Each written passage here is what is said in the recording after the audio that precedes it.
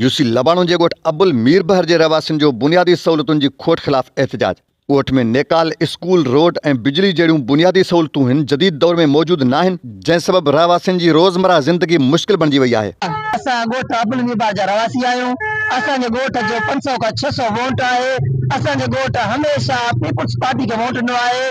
500-600 vote आहे जेके असांजी पोलिंग आहे उहा वॾे मार्जिन सां खटींदा आहियूं। 4 साल हिन इलेक्शन खां पोइ 4 साल कंप्लीट थी विया आहिनि त कोई यूसी चेयरमैन हिन ॻोठ में न आयो आहे, न वार्ड काउंसलर हिन ॻोठ में आयो आहे, न कहिड़ी असांजे ॻोठ में स्कीम मिली आहे, न नेकाल आहे, न रोड आहे, न रस्तो आहे, उन खां बावजूद न बिजली बि आहे। अहिड़ी का बि हिन में असांखे फैसिलिटी न आहिनि। हे ॾिसो रोड आहे जे साम्हूं आहे, सॼो पाणी पहले त केॾी माण्हू खे तकलीफ़ आहे, अच वञ में केॾी तकलीफ़ आहे। बाक़ी वोट वठण लाइ अची ॻोठ में बीहे था, ख़ुदा हिन थोरी नज़रसानी स्कीम आई आहे। नूर अहमद कलादी जेको आहे उनखे जेको असांजो नूर अहमद कलादी आहे उहो ठेकेदार आहे, अलाए कहिड़ी निंड में सुतल आहे, बीमारी जो मरीज़ आहे, ख़बर न आहे 12 नंबर बंदि पियो अथव। 15 लखनि जो जेको कमु आयो आहे इन मां त 3 महीना थी विया आहिनि।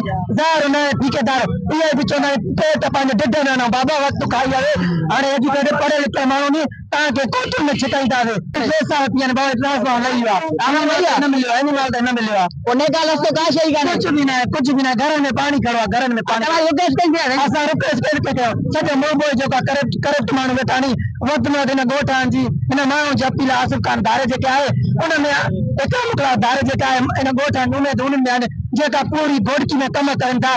बाक़ी जेका पोयां बि हुया करप्ट हुया, हाणे हिननि में उमेदवारी ॾींदा बि त महिरबानी थींदी, न त हेॾे ॻोठनि को न अचे ईंदा वोटनि खां। ॻोठाणनि आला अख़्तियारनि खां फौरी बुनियादी सहूलतूं मुहैया करण जो मुतालबो कयो ऐं सवाल कयो आहे त आख़िर उन्हनि मसइलनि जो ज़िम्मेवार केरु आहे? छा ग़रीब ॻोठाणनि खे सिर्फ़ु वोटर लाइ यादि कयो वेंदो? साबिर हुसैन, क़ौमी हक़ीक़त, घुटकी।